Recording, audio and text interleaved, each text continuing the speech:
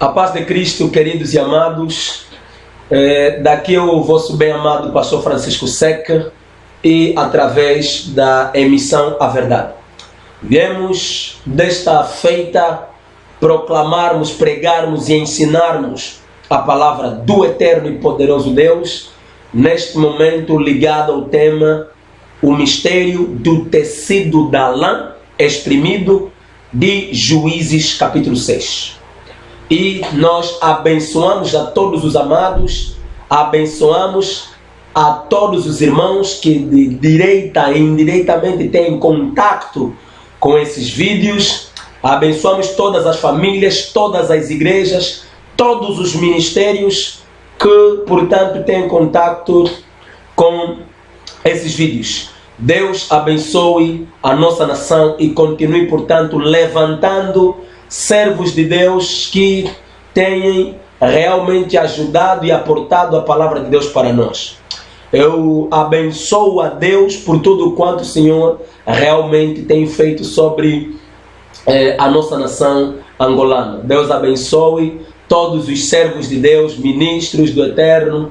Deus abençoe os ministros que estão junto a nós, trabalhando de forma incansável para a seara do eterno e poderoso Deus. Que Deus nos abençoe.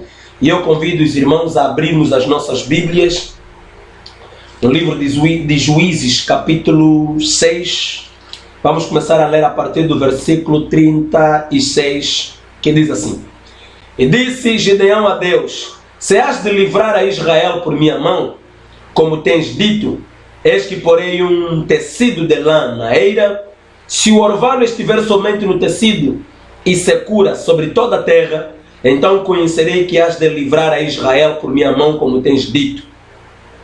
Assim sucedeu, porque ao outro dia se levantou de madrugada e apertou o tecido, e do orvalho do tecido espremeu uma taça cheia de água. E disse Gideão a Deus: Não se acenda contra mim a tua ira, se ainda falar só esta vez. Rogo-te que só esta vez faça a prova com o tecido. Rogo-te que só no tecido haja secura, e em toda a terra haja o orvalho. E Deus assim o fez. Naquela noite, pois, só no tecido havia secura, e sobre toda a terra havia o orvalho. Queridos e amados, do jeito que é costumeiro, é necessário sempre que antes de nós darmos vazão à mensagem do dia, possamos, portanto, edificar o alicerce, possamos fazer o alicerce para de seguida passarmos a levantar o muro, que é a mensagem do dia sobre este alicerce. Entendemos, queridos e amados, que a Bíblia toda fala do nosso Senhor Jesus Cristo. A Bíblia de Gênesis ao livro de Apocalipse fala de Jesus. E, queridos e amados, realmente chegamos ao ponto de compreender que mesmo no velo de lã ou tecido de lã, existem ali mistérios que diretamente estão ligados àquilo que o nosso Senhor Jesus Cristo veio fazer. E portanto, amado, não é de estranhar que verdadeiramente a Bíblia fala de Jesus de Gênesis a Apocalipse. E nós repetimos isso sempre. E Jesus Cristo vai dizer no livro de João, capítulo 5, versículo 39, que vocês examinam as Escrituras porque creem ter nela a vida eterna. E são elas que de mim testificam. Livro de 2 Timóteo, capítulo 3, no seu versículo 16, Paulo vai dizer que toda a Escritura é divinamente inspirada. E nós dizemos que toda a Escritura, queridos, verdadeiramente fala do Senhor. Entendemos que tanto o Antigo Testamento quanto o Novo, toda a Bíblia, todas as Escrituras fala do Senhor. E nós estamos a ver, Deus apareceu a Gideão e disse a ele que libertaria o povo de Israel através da sua mão. E Gideão, portanto, vai pedir algum sinal a Deus. Ele vai pedir a Deus que Deus lhe possa dar um sinal E este sinal que ele vai pedir a Deus, ele vai dizer: eu quero fazer uma prova com o tecido de lã.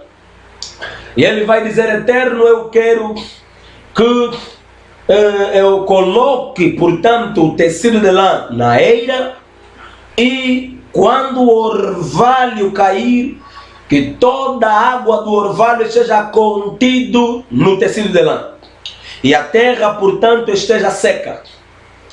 A Bíblia diz que no dia seguinte ele volta para lá e ele encontra tal igual como havia pedido e como havia provado Deus. E ele encontra que o tecido de lã continha toda a água do orvalho e a terra, portanto, estava sequíssima. E ele vai pedir a Deus para provar novamente o tecido de lã, e ele vai dizer: agora eu quero que o orvalho deixa, mas que penetra, ultrapasse o tecido e, portanto, rega a terra e o tecido esteja seco. A Bíblia vai dizer que ele vai voltar lá e vai encontrar o tecido de lã seco e vai, portanto, ver que a água do orvalho cobriu a terra. Queridos e amados, se o Senhor verdadeiramente nos trouxe essa porção de Escritura, será que o Senhor colocou essa porção da Escritura na Bíblia para nós só olharmos e não entendermos nada? Desculpa, é claro que não. Entendemos dali, queridos e amados, que verdadeiramente existe um pensamento, existe um mistério escondido dentro desta porção bíblica.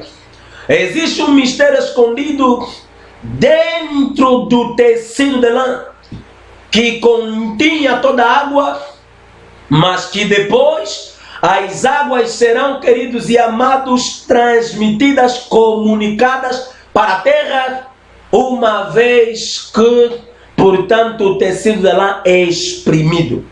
Porque a Bíblia vai dizer que quando Gedeão vai voltar lá, no primeiro sinal, ele vai encontrar a lã contendo água. E ele vai pegar a lã que continha toda a água, vai espremer a lã e vai encher um cálice. E o cálice vai ficar todo ele cheio da água do orvalho. E depois ele vai colocar de novo. É o momento que ele vai pedir agora que as águas ultrapassem o tecido de lã e possa agora cobrir, queridos e amados, a terra. Eu quero nesta tarde dizer-vos que esse tecido da lã guarda um mistério em Jesus. Esse tecido de lã fala do nosso Senhor Jesus Cristo. Desculpa.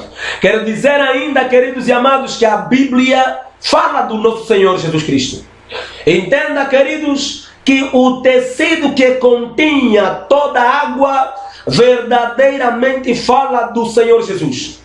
E quando nós falamos sobre pneumatologia, que é uma das cadeiras dentro do estudo de teologia, que estuda, queridos e amados, a doutrina do Espírito Santo, quando vamos falar acerca das manifestações ou dos símbolos impessoais do Espírito Santo, vamos falar do fogo, vamos falar do óleo, vamos falar da pomba, vão também nos falar da água, vão nos falar do vinho, mas também vão nos falar da água, que a água é um representativo do Espírito Santo.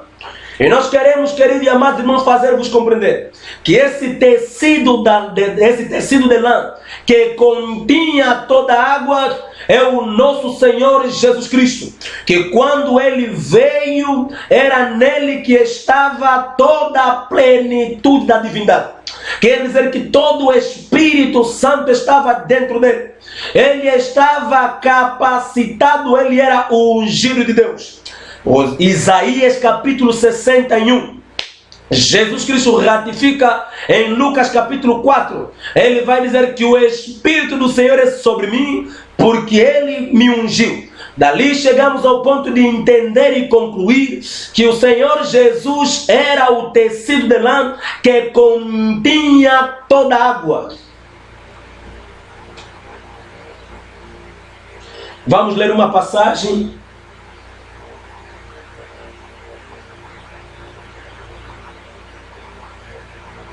Colossenses capítulo 2, versículo 9 diz... Vou começar a partir do versículo 8.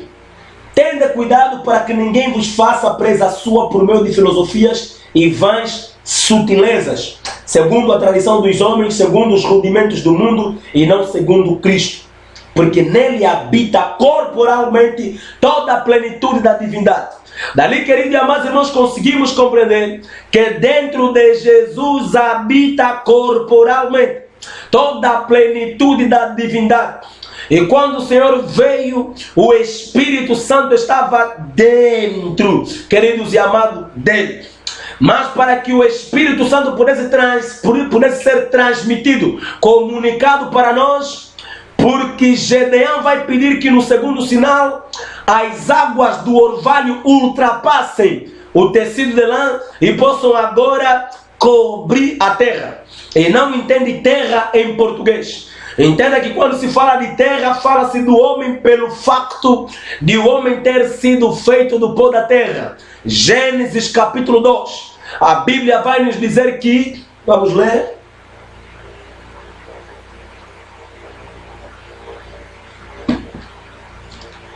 Gênesis 2.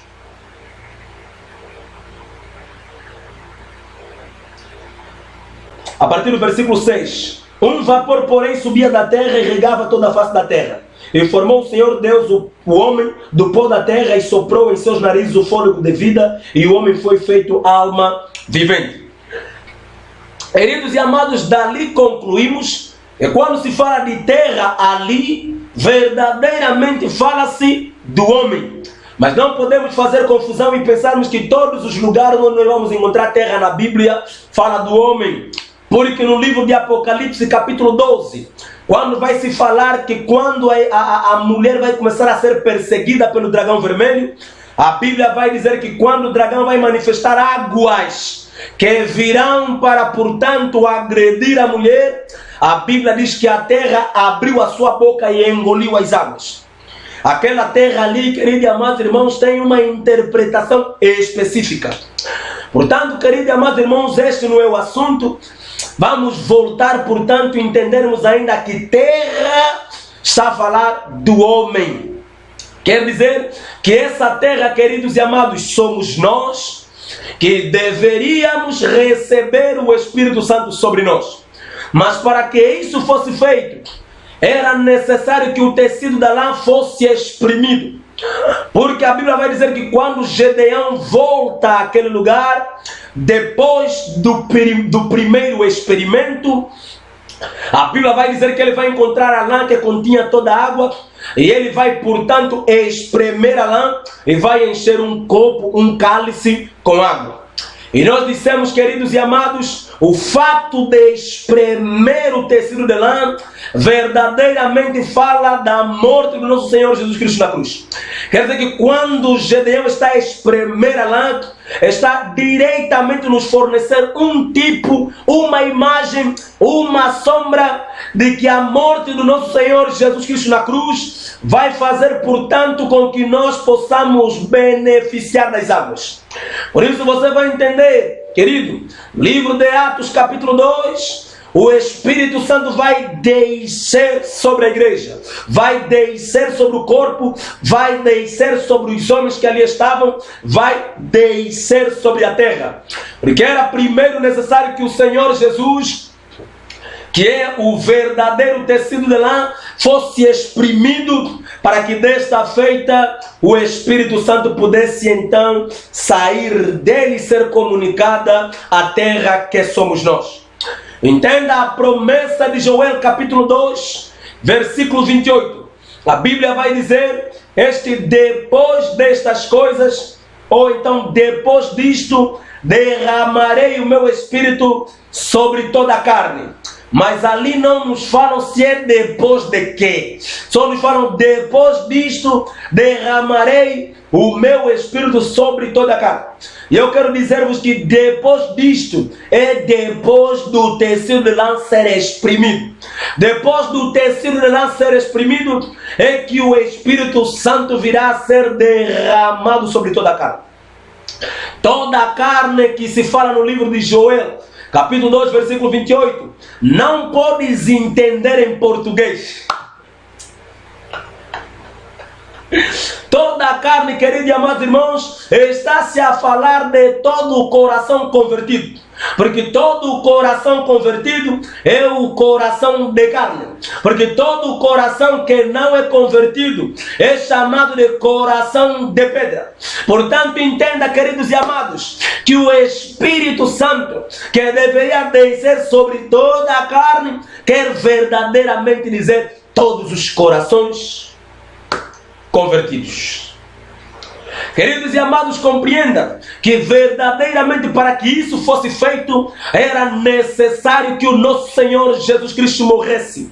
Porque se Ele não morresse, não teríamos como, queridos e amados, nós nos tornamos moradas de Deus. Do jeito que Efésios 2 vai dizer que através, queridos e amados, da morte do nosso Senhor, nós fomos feitos moradas de Deus. E quando chegamos nesta linha, amados, da pregação, devemos demonstrar e ser o máximo evangélico possível. E dali falamos, queridos e amados, se não fosse pela morte do verdadeiro Cordeiro de Deus, que tira o pecado do mundo, nós não teríamos contato com a glória e com o Espírito Santo de Deus. Porque no Antigo Testamento, o Espírito Santo vinha e voltava. O Espírito Santo não habitava de forma permanente, porque Deus não poderia se juntar com o pecado.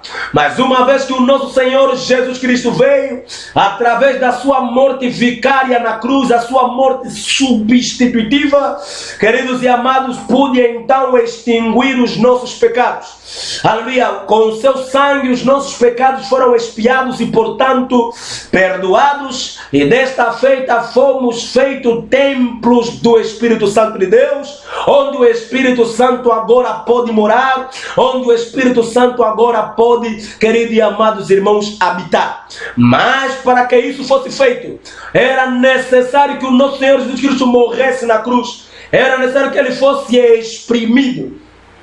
Era necessário que Ele entregasse-se a si mesmo, para que Ele pudesse passar por aquela tortura, porque daquele feito estavam então permitindo para que as águas do orvalho pudessem descer sobre nós. E nós vemos de forma clara no livro de Atos, capítulo 2, penso que no seu versículo 8,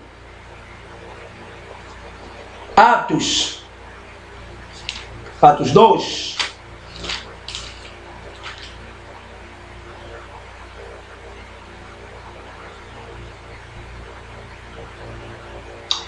Atos capítulo 2, a partir do versículo 15.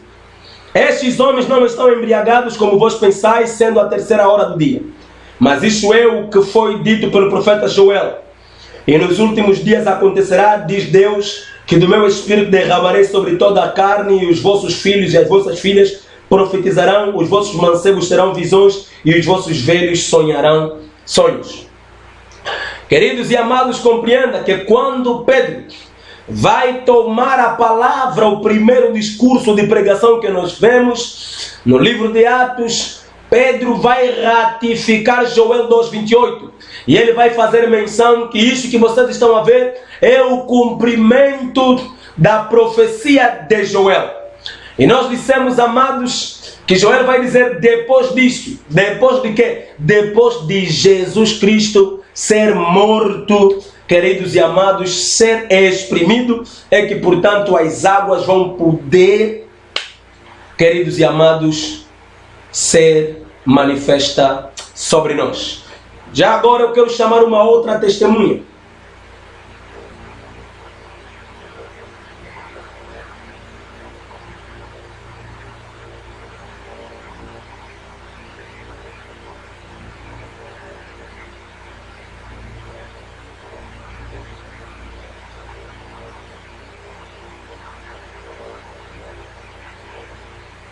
Qual é uma outra testemunha?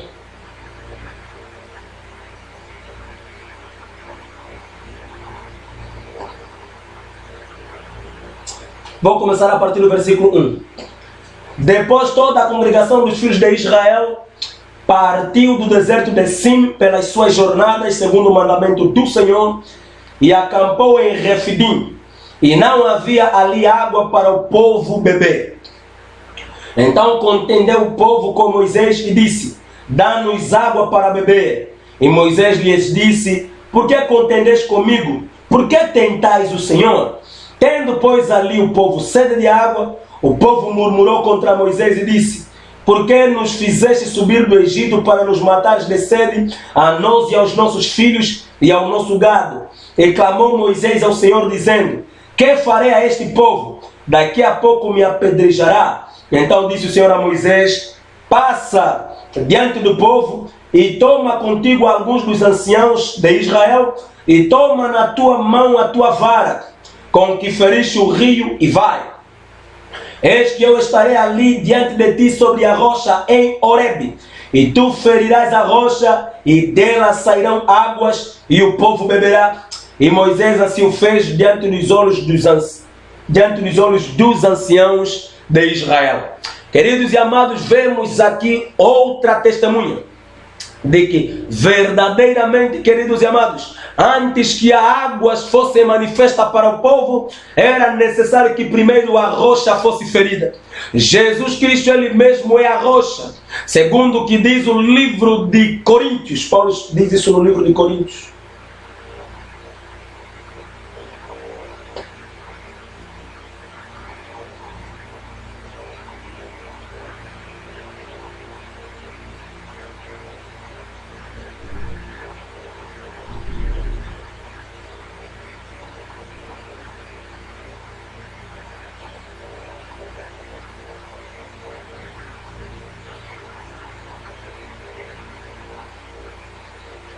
Livro de 1 Coríntios, capítulo 10. Vou começar a ler a partir do versículo 1. Ora, irmãos, não quero que ignoreis que nossos pais estiveram todos debaixo da nuvem, e todos passaram pelo mar, e todos foram batizados em Moisés.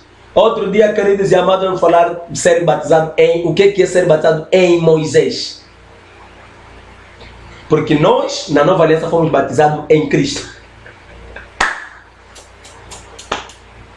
Francisco, não está a procurar problema. Mas é isso, amados. Aqui todos foram batizados em Moisés. Por isso é que Moisés vai falar no livro de Deuteronômio, penso que 17:15. Ele vai dizer que Deus suscitará no meio de vós um profeta como eu. Esse profeta como eu que ele estava a referir é o nosso Senhor Jesus Cristo. Penso Deuteronômio 17:15.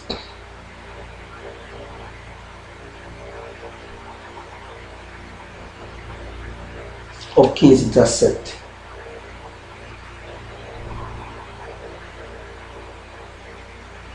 Não é Deuteronômio. Daqui a pouco nós vamos vir com esta passagem. Mas Moisés vai dizer que Deus suscitará um profeta no meio de vós como eu. E esse profeta, no entanto, vocês deveis ouvir. Okay, mas por enquanto ainda não é. Todos foram batizados em Moisés, na nuvem e no mar. E todos comeram de uma mesma comida espiritual. E beberam todos de uma mesma bebida espiritual, porque bebiam da pedra espiritual que os seguia. E a pedra era Cristo. Querido e amado, compreenda que esta rocha que foi ferida, que o povo teve a oportunidade de beneficiar das suas águas, Paulo está a nos provar que esta pedra é Cristo. Mas para que o povo pudesse beneficiar das águas, era necessário que a pedra fosse ferida. Era necessário que a pedra fosse, queridos e amados, ferida. A rocha tinha que ser ferida. Essa rocha é Cristo. E nós falamos que o ferimento da rocha foi feito verdadeiramente na cruz do Calvário. Porque aqui é a sombra. Mas a realização desta sombra aconteceu na cruz de Calvário. Quando o nosso Senhor Jesus Cristo estava na cruz, verdadeiramente ele estava sendo ferido. É a rocha que estava sendo ferido para que as águas pudessem sair dessa rocha para que o povo pudesse beber. Dali, queridos e amados, concluímos que Jesus Cristo é a rocha que verdadeiramente nos concede as águas como o Espírito Santo. E dissemos, amado, para que o Espírito Santo nos seja concedido, era necessário que a rocha fosse ferida. Era necessário que a rocha, queridos e amados, fosse batida. E uma vez que a rocha foi batida, essa rocha que é Cristo, ele foi batido na cruz de Calvário para nos conceder a oportunidade de termos, portanto, contato com o Espírito Santo. E hoje o Espírito Santo habita em nós. Hoje nós somos templos do Espírito Santo. E dissemos que a unção está sobre nós. E entenda, queridos e amados irmãos, que a unção que está sobre nós é verdadeiramente como a unção que Arão e os seus filhos receberam.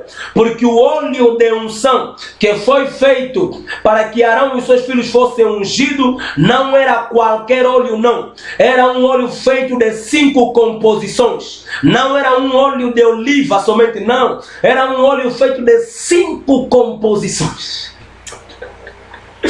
Queridos e amados, compreenda que a unção está sobre nós. E uma vez que a unção está sobre nós, é porque o Senhor Jesus Cristo foi verdadeiramente punido no nosso lugar. Porque Ele era perfeito, porque Ele era santo, porque não existia pecado algum nele. O pecado estava em Adão, o pecado estava em nós. Romanos 3, versículo 23, todos pecaram, ficaram separados da glória de Deus. Mas pecamos todos como? A partir do momento que Adão pecou, todos nós pecamos dentro de Adão.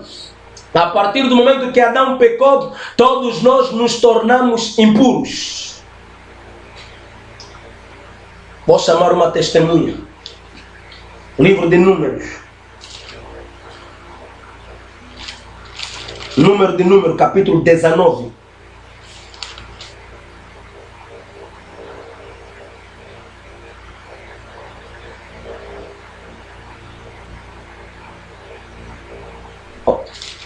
Números, desculpa, estou no livro de Êxodo.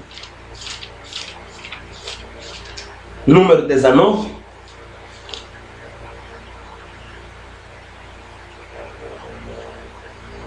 Versículo 14. Diz assim: esta é a lei. Quando morrer algum homem em alguma tenda, todo aquele que entrar naquela tenda e todo aquele que estiver naquela tenda será imundo 7 dias. Queridos e amados, compreenda. Deus vai dar uma lei no livro de Números, capítulo 19, versículo 14. A Bíblia está a dizer, Deus está a dizer que se um homem morrer dentro de uma tenda, todos os que estiverem dentro daquela tenda serão impuros. Presta atenção, amado. Quando um homem morrer dentro de uma tenda, quando esse homem morre dentro da tenda, todos que estiverem dentro da tenda serão impuros. Não entende esse homem que morre em português. Porque esse homem que morre dentro da tenda, verdadeiramente fala de Adão. Entende essa tenda como mundo. E uma vez que Adão pecou, a morte se manifestou em Adão, todos nós que estávamos dentro da tenda ficamos impuros. E a Bíblia vai dizer, mesmo até o homem que vem de fora. O homem que vem de fora, uma vez que ele está a vir de fora, querido, entenda. Se ele está a vir de fora, não está dentro da tenda, é porque ele está puro. Se ele está fora da tenda, está puro. Mas uma vez que entra dentro da tenda, diretamente a impureza que ele encontra dentro é a impureza que ele começa agora a carregar. Quer dizer que ele é contaminado por uma impureza que ele encontra dentro da tenda. Esse homem que sai de fora e vem puro, mas que entra e diretamente é contaminado pela mesma impureza que ele encontra, queridos e amados, fala do nosso Senhor Jesus Cristo. Ele veio puro, mas uma vez que ele entrou, então ele soube levar sobre si a nossa impureza. Ele soube levar sobre si Ele soube levar sobre graça. Isso é a graça, queridos e amados irmãos. Porque ninguém poderia fazer isso, somente o Senhor Jesus. Louvado seja Ele, glorificado seja Ele, continuamente o Senhor é Deus. Aceitou morrer, sofrer no nosso lugar. Aceitou tornar pecado para nós sermos justificados. Aceitou ser chamado maldito para nós sermos abençoados. Aceitou ser pisado para nós sermos poupados. Os pregos entraram nas suas mãos e nos seus pés. Ele morreu. E a Bíblia vai dizer no Antigo Testamento: maldito será aquele que é colocado no madeiro. E o Senhor Jesus foi chamado maldito porque ele foi colocado no madeiro. Mas ele foi chamado maldito por causa de nós. Ele veio puro, mas ele aceitou entrar mesmo assim nesse mundo de pecado. Aceitou entrar na tenda, sabendo, embora que dentro da tenda morreu alguém, e todos que estavam dentro da tenda, a impureza havia se manifesto. Mas ainda assim ele aceitou entrar dentro da tenda para nos aportar a vida. Por isso, querido e amado, entrega a tua vida a Jesus. Entregue a tua família, entregue os teus afazeres, entrega todo o seu ser a Jesus. Realmente você precisa do Senhor. Você precisa entregar a sua vida ao Senhor. E o Senhor tem muito, mas muito mesmo para fazer na tua vida. Não viva a tua vida você mesmo. Deixa que o Senhor viva a tua vida. Porque Ele melhor sabe como gerir a vida. Existem algumas pessoas que dizem: ah, não, é minha vida. Irmão, você usando a tua vida, você sempre vais usar mal a vida. Mas se você deixar com que o Senhor use a vida, portanto você vai entender o quão é bom viver a vida. Mas viver a vida em Cristo. Viva a vida no Senhor. Deixa que o Senhor lâmpada para os meus pés, luz para o meu caminho. Deixa que a palavra de Deus dirija os teus passos. Deixa que a palavra de Deus dirija o teu caminho. Deixa que a palavra de Deus seja o teu manual de instrução, o teu manual. Porque nós entendemos, queridos e amados irmãos, que quando alguém não sabe conduzir, ele vai precisar de um manual de instrução para que então ele consiga conduzir. Mesmo até as máquinas, os armários, muita coisa que nós compramos vem desmontadas e, portanto, precisamos de um manual de instrução para nós conseguirmos montar. E é necessário, amado, porque quando o homem vem no mundo, verdadeiramente é como um armário desmontado. E ele precisa da palavra de Deus para que através da palavra de Deus ele siga essa instrução para, portanto, ser um homem. E o homem é Cristo. Quer dizer que quando nós estamos a seguir o equipamento ou o manual de instrução, verdadeiramente estamos a passar a ser montados até alcançarmos a estatura varonil de Cristo. E dissemos, queridos e amados irmãos, quando nós nascemos, verdadeiramente estamos desmontados. Mas precisamos, queridos e amados, de sermos montados, mas para sermos montados deve ser segundo o manual de instrução, que é a palavra de Deus. Por isso você precisa de receber a palavra, seguir a palavra, se entregar à palavra, beneficiar, exaurir da palavra, almejar na palavra, querer na palavra, buscar na tudo quanto são necessidades suas devem ser, queridos e amados irmãos, buscados a partir da palavra. E o endereço que eu realmente te dou através desta mensagem é que você, portanto, busque instruções na palavra. Amém? Ok. Dali, queridos e amados irmãos, compreendemos algumas coisas, que o nosso Senhor Jesus Cristo foi através dele que, portanto, as águas, queridos e amados irmãos, nos foi concedido. O Espírito Santo está no nosso meio, o Espírito Santo está na terra para, portanto, manifestar a sua graça, manifestar o seu poder, manifestar, as suas virtudes no nosso meio, uma vez que o nosso Senhor Jesus Cristo, que é a verdadeira rocha, o verdadeiro tecido de lã foi, portanto, ferido, foi, portanto, exprimido. E ele mesmo aceitou se entregar, aceitou levar sobre si os nossos pecados, levar sobre si as nossas enfermidades, para que o perdão, portanto, nos fosse manifesto. E nesta tarde, querido e amado, eu te digo, aceita o Senhor, receba Ele, para que, portanto, você receba a tua libertação. Querido, entenda ainda que para que o povo pudesse beneficiar de alguma coisa, aleluia, mesmo até da libertação, era necessário que o cordeiro morresse. E a Bíblia vai dizer que no Egito o cordeiro morreu, e uma vez que o cordeiro morreu, foi então que o povo pôde alcançar a liberdade. E entenda que o Egito verdadeiramente fala do mundo, e o nosso Senhor, espiritualmente falando, ele morreu no Egito, quer dizer que ele morreu no mundo, e através dessa morte, o livro de Apocalipse capítulo 11, Apocalipse capítulo 11, vamos ler o versículo 8. E jazerão os seus corpos mortos na praça da grande cidade, que espiritualmente se chama Sodoma e Egito, onde o seu Senhor também foi crucificado. Querido e amado, compreenda que o Egito é espiritualmente o lugar onde o Senhor foi crucificado. Portanto, entenda que foi no Egito onde o Senhor morreu, onde o Senhor entregou-se a si mesmo, para que, portanto, nós pudéssemos ser livres. Porque quando o Cordeiro de Deus morre no Egito, é dali que o povo, portanto, vai sair. Quer dizer, o que determina a saída do povo é, portanto, a morte do Cordeiro. E, amado, entenda ainda que quando o anjo da morte vinha, onde ele encontrava o sangue, ele já não entrava para matar, porque alguém já havia morrido naquele lugar. Quer dizer que uma vez que nós reconhecemos a morte do nosso Senhor Jesus Cristo dentro das nossas vidas, as nossas vidas, portanto, são sinalizadas pelo selo do verdadeiro sangue, que é o Espírito Santo.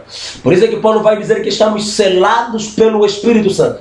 E não entenda, não começa a falar tipo que estamos selados pelo sangue, tipo sangue vermelho que nos coloca. Quando falamos do corpo e do sangue, não começa a pensar do sangue em português. Quando se fala do corpo, fala-se da palavra. Quando se fala do sangue ou do vinho, fala-se do Espírito Santo. Queridos e amados, compreenda que as casas, as ombreiras da porta têm que ser sinalizadas com sangue. E, queridos e amados, aquele selo é que permitia com que o anjo, portanto, o anjo que vinha para exterminar, não entrasse naquela casa para manifestar a morte. Por que ele não entrava naquele lugar para manifestar a morte? Porque alguém já havia morrido naquele lugar.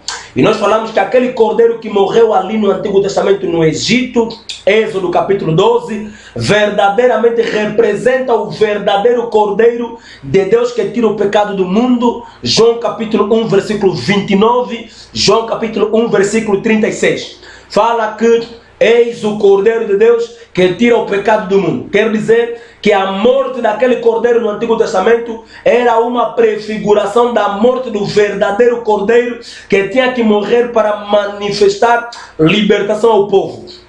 E dissemos que quando o cordeiro, querido e amado, morria dentro daquela casa onde estava sinalizada, aquele sinal demonstrava que alguém já havia morrido e, portanto, Deus não poderia mais manifestar a morte naquele lugar.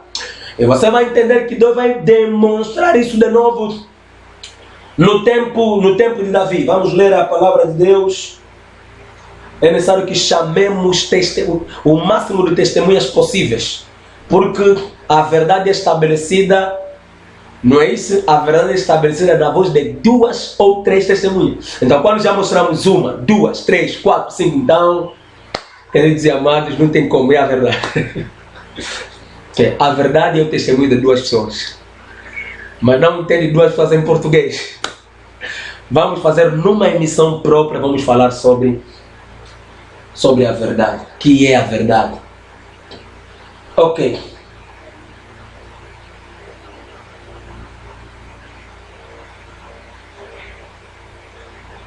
Segunda Samuel capítulo 24, a partir do versículo 16.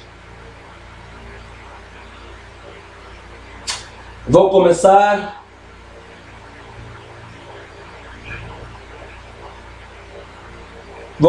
a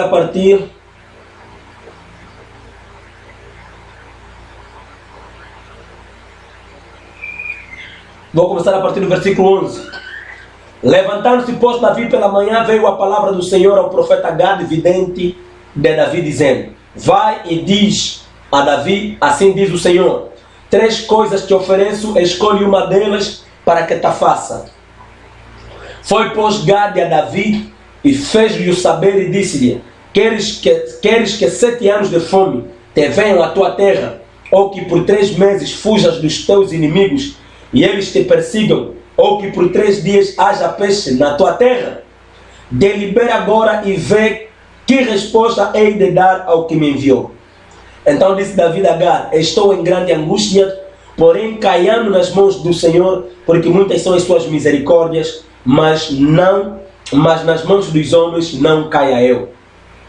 Então enviou o Senhor a peixe a Israel desde a manhã até o tempo determinado, e desde Dan até Berseba morreram 70.000 homens do povo.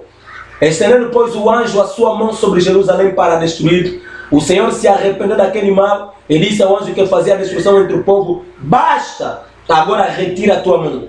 E o anjo do Senhor estava junto à eira de Araúna, o Jebuseu. E vendo Davi ao anjo que feria o povo, falou ao Senhor, dizendo: eis que eu sou o que pequei, e eu que iniquamente precedi, porém estas ovelhas que fizeram. Olha que Davi está a comparar o povo com ovelhas. Que fizeram? Seja, pois, a tua mão contra mim e contra a casa do meu pai. E Gad veio naquele mesmo dia. Davi disse-lhe: sobe, levanta ao Senhor um altar na eira de Araúna, o Jebuseu. Davi subiu conforme a palavra de Gad, como o Senhor lhe tinha ordenado, e olhou Araúna e viu que vinha para ele o rei e os seus servos. Saiu, pois, Araúna e inclinou-se diante do rei com o rosto em terra. É suficiente. Querido e amado, compreenda que quando o anjo do Senhor veio e começou a exterminar, você vai entender que o anjo, quando ele chegou na eira de Araúna, o anjo parou de exterminar. O anjo parou de matar. Amados, entenda que a eira de Araúna verdadeiramente é o local que antes era chamado de Monte Moriá. Gênesis capítulo 22, foi no Monte Moriá onde Isaac foi oferecido como sacrifício. Quer dizer que quando Deus começou a matar, quando chegou na eira de Araúna, Deus já não podia matar. Por quê? Porque alguém já havia morrido naquele lugar. E Isaac, o filho único, o filho da promessa de Abraão, fala do nosso Senhor Jesus Cristo. Deus, portanto, não podia mais matar naquele lugar onde o filho, o único filho da promessa, já havia morrido. Quer dizer que a morte já não pode ser manifesta naquele lugar. Por isso, quando o anjo chegou naquele lugar, Deus lhe disse: tira a espada. E o anjo não podia matar naquele lugar, porque alguém já havia morrido naquele lugar. Por isso dissemos, queridos e amados, a morte não pode manifestar-se sobre a tua vida. O espírito de morte não pode manifestar-se sobre a tua vida. Por isso é que dissemos, todos que estão em Cristo não morrem, descansam, porque a morte já não tem poder sobre nós, uma vez que o nosso Senhor Jesus Cristo já tem morrido por nós. Entenda, queridos e amados, que é a morte do nosso Senhor Jesus Cristo que manifesta a libertação para nós, que manifesta o escape. E é neste mesmo lugar, amados, neste mesmo lugar, na eira de Araúna, que anteriormente era chamada de Monte Moriá, onde Deus vai mandar Davi, Salomão neste caso, construir o templo. E entenda que o templo de Salomão foi edificado na eira de Araúna, no mesmo lugar onde o antigo sacrifício de Isaac havia sido feito. Quer dizer que era necessário, queridos e amados, que no mesmo lugar onde Isaac havia sido ofertado, fosse realmente o lugar onde poderia ser edificado o templo. Porque o templo Deus estava a edificar para manifestar vida ao povo. E tinha que ser naquele lugar onde alguém já havia morrido. Porque nós alcançamos a vida quando nosso Senhor Jesus Cristo morreu. A partir da sua morte, Ele matou a morte que estava em nós. E uma vez que Ele matou a morte que estava em nós através da sua morte, nos deu a oportunidade de vida.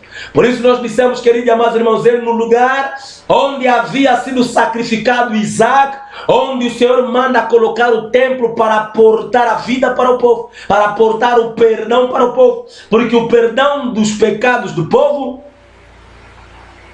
queridos e amados, verdadeiramente dependia do templo. E dali nós concluímos dizendo que é através do perdão, que é através da morte do nosso Senhor Jesus Cristo, que o perdão nos foi acordado. Queridos e amados, achamos que falamos o suficiente sobre o mistério do tecido de lã exprimido de Juízes capítulo 6, a partir do versículo 36. Que Deus vos abençoe, que Deus abençoe Angola, Deus abençoe o MCA, Deus abençoe a todos nós. Deus, queridos e amados irmãos, nos acorde continuamente a sua bênção.